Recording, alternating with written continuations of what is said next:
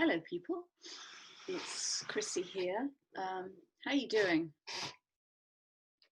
I mean, really, how are you? There's quite a lot of energy floating around at the moment, and I know the more sensitive of you are doing really well to align with and discern through all of these sometimes contradicting energies and all this retrograde action is it was literally coming out in physical symptoms. I know of several people who, myself one, who got sudden jaw injuries, the right TMJ, which just ran kind of around the bottom and the upper jaw through the gums, and that's gone now. And I know several other people who have had the same thing. Skull feels like skull realignments, but it's actually the crown and the third eye, which can be quite painful. The throat also, and then we've got the the base and the sacral, sorry. And yeah, so let's not leave out the heart and the solar plexus. So there's an awful lot of realignment, expansion, and refinement of our energies, which is all wonderful. And we have to pull up what's left in the bottom of the sump and get that all clean. So we're all doing that. And I know some people are having a tough time at the moment, and you, my heroes, keep doing what you're doing, keep working through it. I'm going to share a link in the description box because I treated myself to a pre-Cancer new moon annular solar eclipse, which is happening on Sunday, coming up 21st, and it's going to be huge. It's going to be huge. So I treated myself to like an MOT, healing, realignment, and yeah, I'm glad I did, because I'd got some damage to one of my chakras. So feeling amazing now, really braced and ready. So that's a beautiful woman who works from the UK, but she works remotely. She is an amazing timeline expert and energy healer. So I'm going to put her details below because she's awesome. Her name's Jenny. So, so what's this new moon? Well, it's happening in Cancer.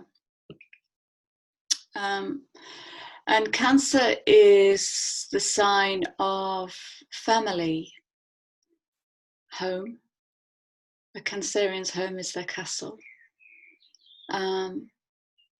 Cancerians are protective, and overall in the collective, it's been kind of feeling like, well, I've been feeling into kind of wolf energy, like she-wolf energy, let's say the divine wolf or the wolf mother, something like that. And so I pulled out the Cancerian card from this is a really old deck of mine, but I love it because the energy is just so clean. So this does the astrological signs, the planets and the houses all in one deck, and it's such a powerful deck. I love it. Stuff all over the place. So Cancer, kind of in a few words, this is Cancer.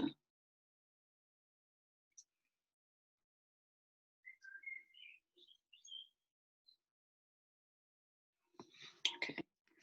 So the energy is emotional, sensitive, caring, and loving, especially to do with family, mother-child relationship. Okay, so that's a sacred relationship, the mother and the child.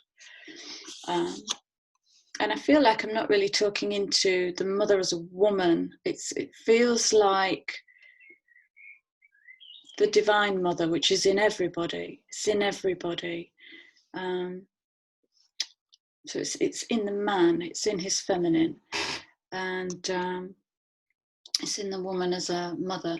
So annular solar eclipse is quite difficult to say. Annular solar eclipse, 21st of June, GMT, but check out the other dates. It will be mainly visible in the southern hemisphere in an arc. We won't see it up here. So annular solar eclipse happens when the moon covers the sun's center, leaving the sun visible at the outer edge to form a ring of fire. So it's being called the ring of fire eclipse. So another corona. And so when I was tuning into, well, I mean, I've been tuning into the eclipse for a while now, a few days now. And I woke up and I desperately wanted to bring something from, this is one of my tattiest, most loved books. So this, I think I've talked about this book before. When I brought it home, I frightened my partner to death. Women Who Run With the Wolves. It's that kind of energy I'm feeling into. It's quite primal. It's fierce. It's hugely loving, like deeply loving, like I will kill whatever hurts my pups. It's that kind of energy. And it's quite wild and untamed, so it doesn't look tidy. It feels natural. So I just want to read kind of just there to there, if you will indulge me.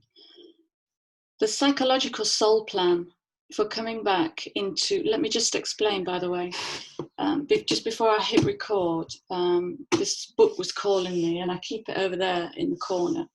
And I just picked it up and I held it to my heart, and I spoke straight to Clarissa and straight into the walls and said, what does the collective need to know today? And I opened the page and this is what they sent me. So the psychological soul plan for coming back into one's own is as follows. Take extra special caution and care to lose yourself into the wild gradually. Setting up ethical and protective structures by which you gain tools to measure when something is too much. You are usually already very sensitive to when something is too little. So the return to the wild and free psyche must be made with boldness, but also with consideration. In psychoanalysis, we are fond of saying that to be trained as a healer-helper, it is as important to learn what not to do as it is to learn what to do. To return to the wild from captivity carries the same caveats. Let's take a closer look. The pitfalls, traps, and poison baits laid out for the wildish feminine are specific to her culture. Here I have listed those that are common to most cultures. Women from differing ethnic and religious backgrounds will have additional specific insight. In a symbolic sense, we are composing a map of the woods in which we live. We are delineating where the predators live and describing their MO. It is said that a single wolf knows every creature in her territory for miles around. It is this knowledge that gives her the edge in living as freely as possible. And as I read through those two paragraphs, I'm remembering things in the past week or two that are speaking straight into this. So this talks straight into, bear with me, into the discernment. So we are discerning where there is too much and too little. And one of the first cards out today, indeed, is discernment. Okay. And so this discernment in the, using the context, it's amazing how these cards have come out. So the discernment through the context of the wild woman, the fierce mother energy, is speaking into what we are building. Okay, so it's a new moon. So this is seed planting, what we are building. Okay, so let's bring the child in. Okay, so when we bring the child in through the eyes of the mother, then I can see really clearly two, let's just say two, there are many structures for raising two different types of children, and there are many. Two's an easy number. Two is the number of discernment. It's that balancing seesaw, positive, negative charge. It's that energy. So are we the mother that suspends what we know about raising children? Are we the mother that raises the adapted child, the child that pleases? And one question I've been asking clients a lot, about 3 weeks now, this has been coming in fast and strong, is, so this is speaking straight into the parentified child, or the child that's gone way up in the hierarchy to parent the parent. And I've been asking this question, without that thing to care for, who are you? And the answer keeps coming back, no one. I'm no one.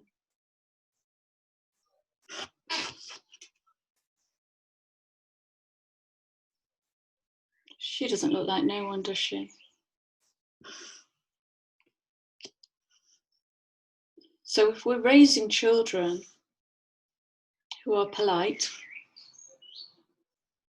to the extent that they're adapting their behavior and their speech and closing down the throat chakra and closing down the solar plexus because they can't exercise their will and explore the world, then that's a thing. Or are we using discernment in a way where we don't quite have the map? Again, this is moon energy. It's a lot of moon energy, and moon energy is about feeling into the depths of the waters of emotion. Moon energy is about what's hidden. It's about things that are going to come to light. Okay. And the eclipse energy is that beautiful severing energy. Well, what do you no longer need? Let me take that away from you. What are you ready to let go of? Are you ready to raise the free child? Okay. So, formation. What are we forming? What are we building here? So we're bringing back in the wild. Okay. The natural sensory self. And I'm just going to show you the three underlying cards. So remember, these are the cards on the bottom of the deck that just kind of let me know what hammock this reading sits in. What's the underlying theme? And the first card out was this. When this card came out, I was tuning into the energy of the parent. Okay. And so collectively, what's been missing, and I'm generalizing, is the archetype of a great parent. Okay, so it's the mother that's supported. Okay, so none of this exists in single parent culture. We live in a single parent culture where she's had to be both or where he's had to be both. Okay, so there's been an absence of that discerning to masculine feminine energy. There's been an absence. Look at those eyes. And the heart, the horse symbolizes freedom.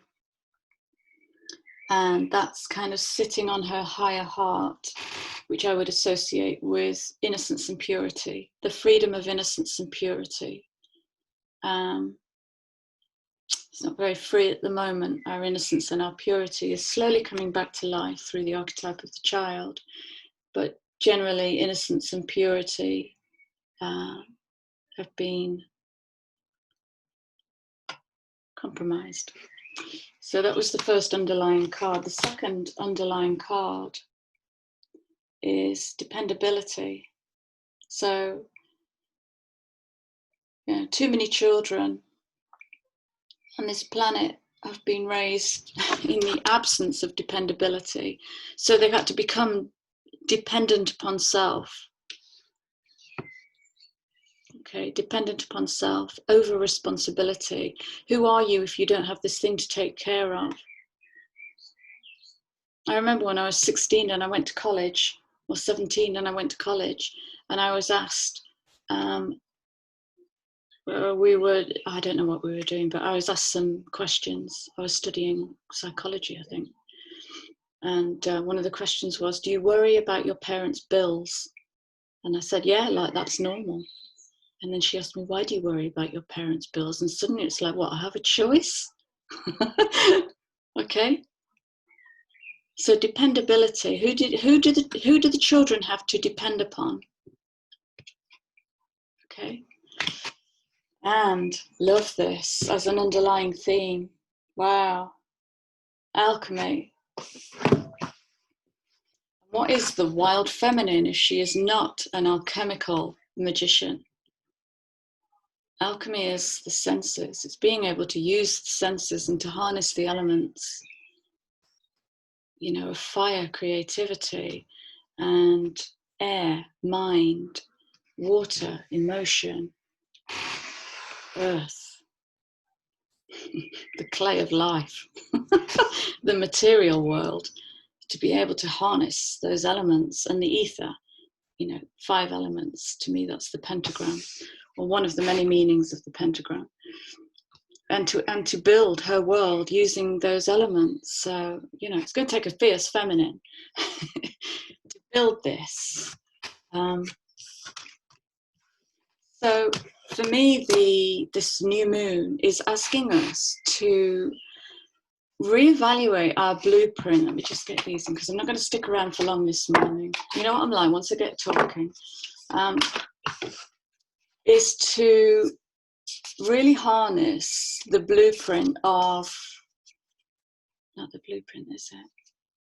The sensuality of that fierce mother. Because one of the things we're being asked to do is, well,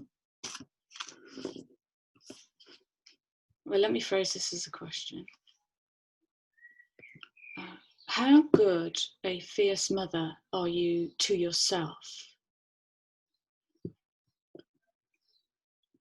When you're in need, and when you're feeling like you need, I've been having this conversation about the hand in the small of the back.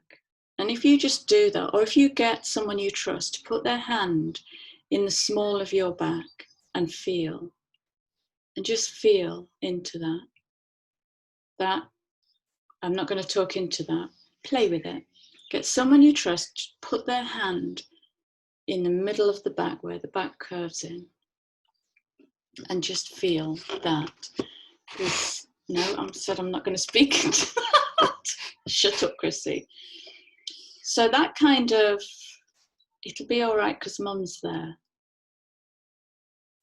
I know I'm about to fall off a cliff, but mum's there. I've had my heart broken, but mum's there. I need food. Mum's there, you know? So I guess the question is, how do we mother ourselves on our own terms in a wild way? Do we say when we have to rest? Do we love ourselves unconditionally as we would our own children? Okay, so these are the themes that we're moving into. Now, this came out in a clump. I'm not sure we're going to need 5, but I'm going to read them out anyway, and let's just see. We're going that way, aren't we? Okay.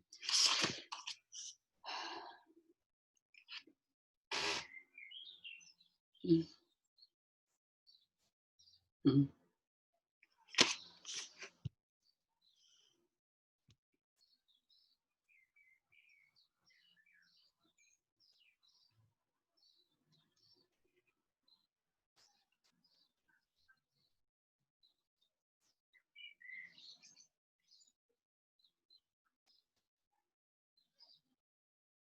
This is how we manifest.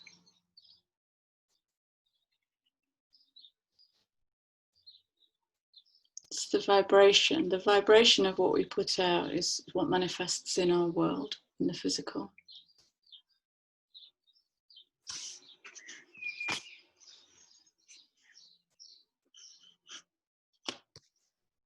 Got it, got it, got it, got it. Beautiful. So they're saying, put those two cards together, and because there's so much information in circulation at the moment, that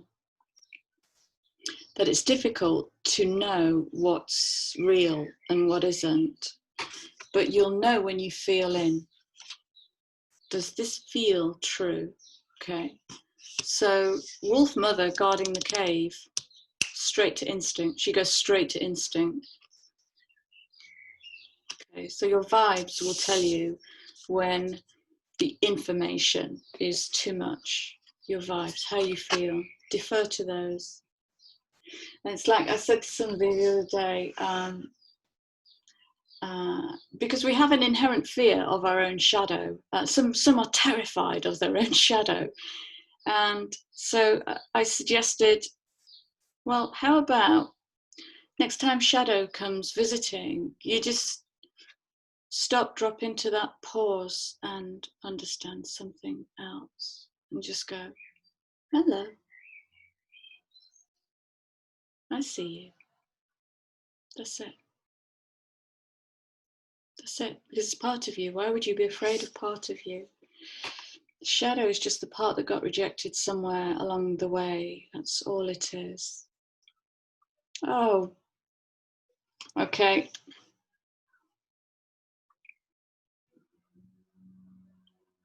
True healing occurs when I give myself permission to feel whatever feelings live below the triggers.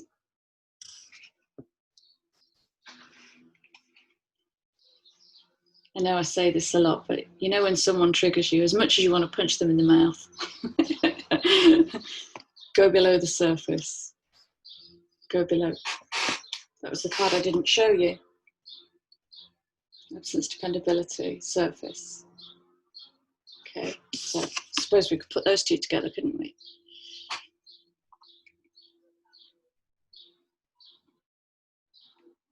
Go below the surface, just like a mother would. She'd listen, so the child might come running in, and a mother, that sensory perception will hear, but it would also see. Feel with the mind, see with the heart.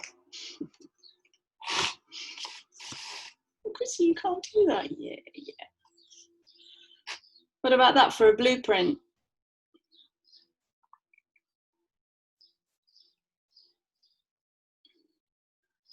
I watched a podcast by Eckhart Tolle the other day that said happiness can never be achieved on this planet. I still don't understand it. I don't understand it.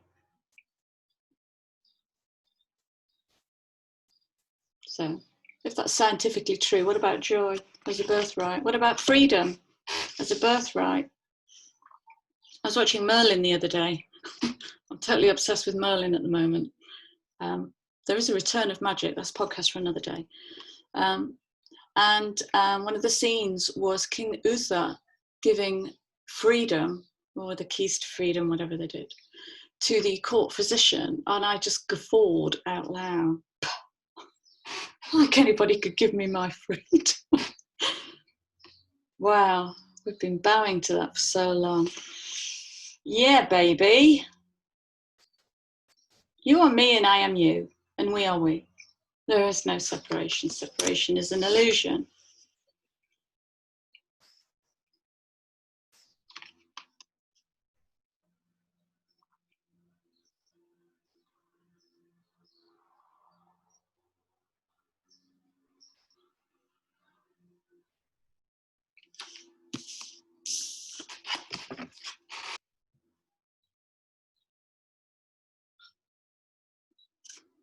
Okay? Check your vibes before you check what's out there. Check the vibes. How does this feel? Check how you're loving yourself. Check how you're mothering yourself. Check how you take care of yourself when you're poorly. Check how you take yourself out to play. Check how you feel in your motherly energy. Can you find the motherly energy within you? Tap into that. Feel it.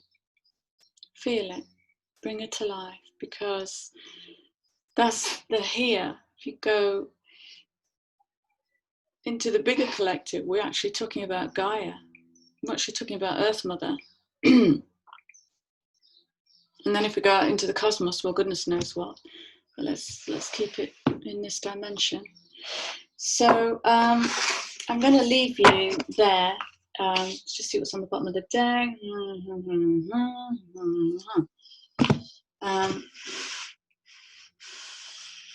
Yes. Okay. I'm not going to get away without showing you that one.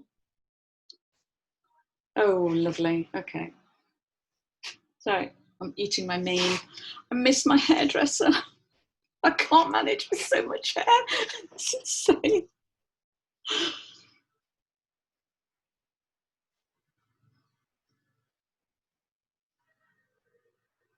This is another word. Surrender is another word that can strike the fear of fear. The fear of fear into us is to let go and surrender to the feeling rather than think our way out of it. What would a mother do? She'd probably just do this, wouldn't she? So that we can just weep, let go, rage, shout, laugh, whatever. Okay.